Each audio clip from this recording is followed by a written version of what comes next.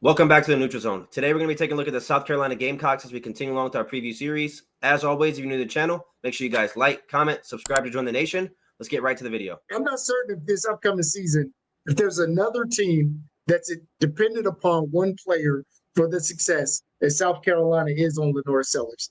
Again, we've seen the dynamic dual threat quarterback that he can be last year, but obviously it's a question of can he build on that, especially with Raheem Sanders gone this next year, Joshua Simon gone, gone. So can they build on that? Had a pretty good season, and literally up until the very last week, they were in the fight to make the playoffs. But a very tough schedule to navigate this upcoming season, and a lot of losses. And then again, you're putting a lot of the success of this team on one player. Not to say that's all they got. I like Rasul Faison, came over from Utah State. If you guys know, if you guys have been with the channel for a while, you know Utah State is near and dear to my heart. That's the team that I played in my college football dynasty. So Rasul Faison, I think I had him going for like 1,600 yards, something crazy like that. But him coming over, I think he will take some of what Rocket Sanders gave them last year.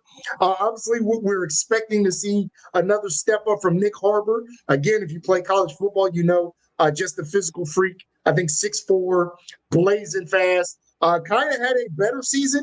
Not really a top/pop season, but looked like he was going to play a little bit better. So really going into this year. And then obviously on defense, Dylan Stewart is the star there. But I say again, this all comes down to Lenore Sellers. Can he take that step?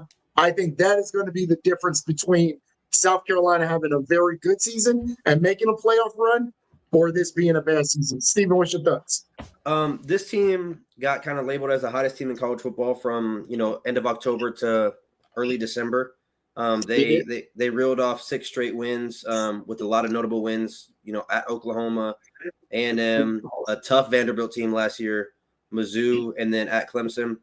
But I'm going to play devil's advocate here. Obviously, you guys see the shirt, so I'm not a South Carolina guy, and by no means. But I'm going to do my best to be non-biased in this preview. I think this is a really good team. Lenore Sellers gave Clemson hell last year, so I know what type of talent he is.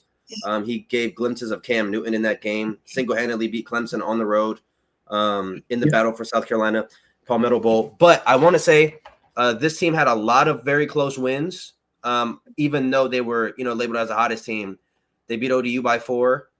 They beat Missouri by 4, beat Clemson by 3. So the same way that you won those very close games, you could easily lose those games as well.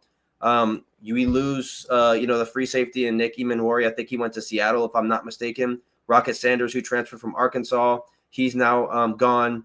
Like you said, Joshua Simon. And you bring over Rasul Faison from Utah State. I don't know how good he's going to be in the SEC. And I think the biggest surprise, you didn't even use him. You used Robert Briggs Jr., man. Stop saying that. I think the biggest surprise for this offseason for me was the Aaron Nolan signing. Felt like it was kind of weird. I don't know what the point of him going to South Carolina was, because he's the same grade as Lenore Sellers, so I don't know what the ideology behind that was. But like I said, I think Beamer has this program going in the right direction. I think they're going to be a good football team. They're going to be a tough out for anybody. But as we get into predicting this schedule, I'm going to let you guys know this schedule is tough, and it is going to be very hard. And I know we say this a lot, but this might be the toughest schedule we've seen so far, based on who they're playing. Obviously, it's an SEC schedule, so it's going to be hard in its own right. But I just think, like you alluded to when we first kind of got this preview underway, we're basically asking Lenore Sellers to put the team on his back for an entire season, and not just for 4 to 5 games at the end when now everybody has tape on you. A team like Clemson saw firsthand how, what happened last year against them. They're not going to be sleeping on the fact that you're a dual threat guy. You're 6'5" or 6'4", 250 pounds, can run the ball like a tight end, running back. So I'm excited to see how he looks without Rocket Sanders in the backfield. I'm sure Rasul Faison is going to be solid. But I also think Nick Harbor has lacked productivity for his potential. I know he has, big, measurables when it comes to size, speed, stuff like that, but it hasn't translated to on-field productivity. So I'm excited to see that happen. But let's get right into the prediction.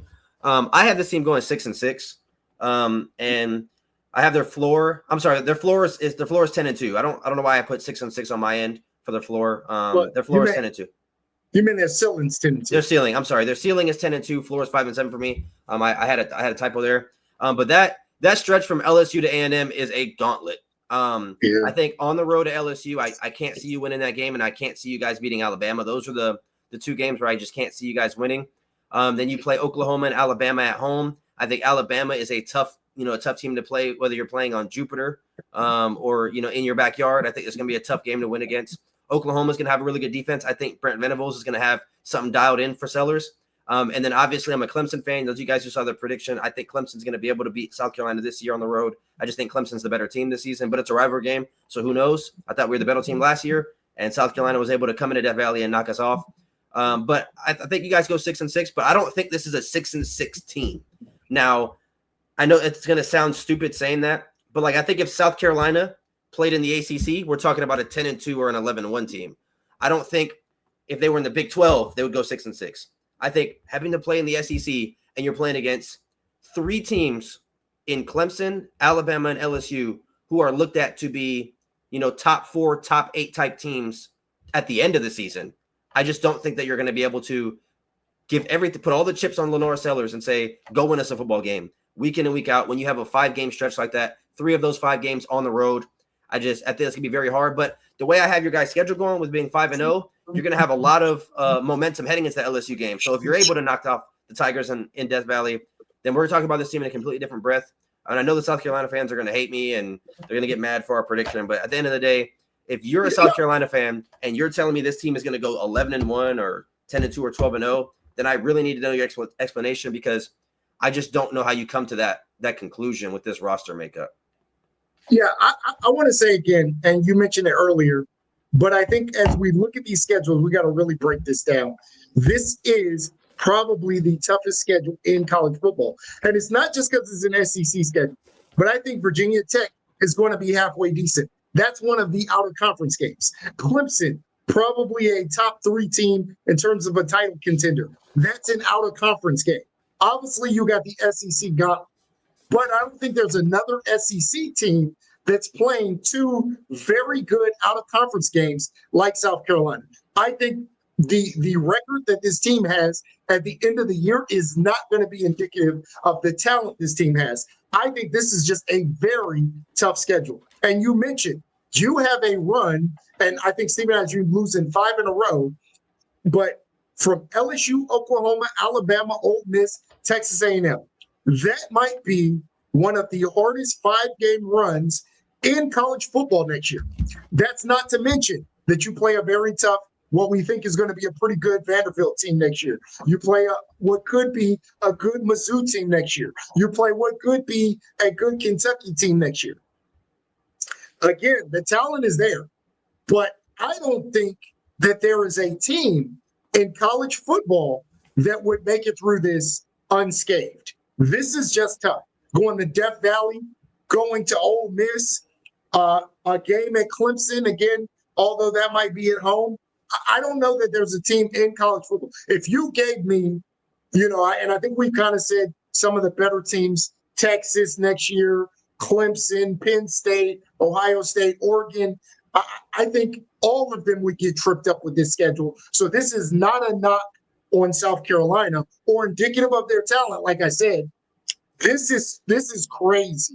This is a crazy schedule with, like I said, that SEC gauntlet and 2 very tough out-of-conference games with teams that we suspect will be in the ACC picture. And like I said, for me, I have Clemson as my national championship favorite. So this is tough. This is tough. And I do want to say, just looking at their schedule, I pulled it up on my phone. They have a bye week before they play LSU. So those 5 games are all consecutive. No bye weeks to kind of break them up. And that's not something I looked at until now. I think if South Carolina is able to go 10-2 with this record, and let's say they lost to LSU and Alabama or LSU and Clemson, then I think this is a top 6 team, even with being 10-2.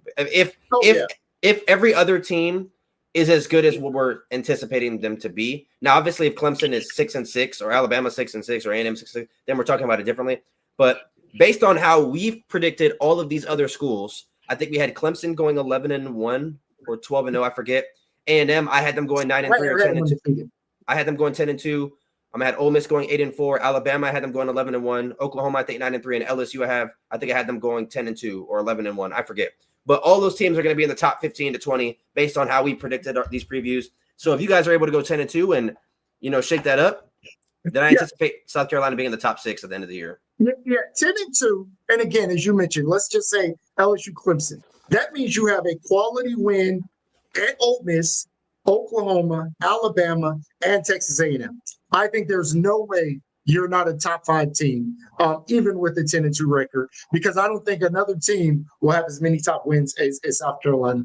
Let us know in the comment section what you guys think. South Carolina fans, I know you're not going to like me because I'm a Clemson fan, but it is what it is. I like to. I don't think they can really hate it's the schedule. It's not the team.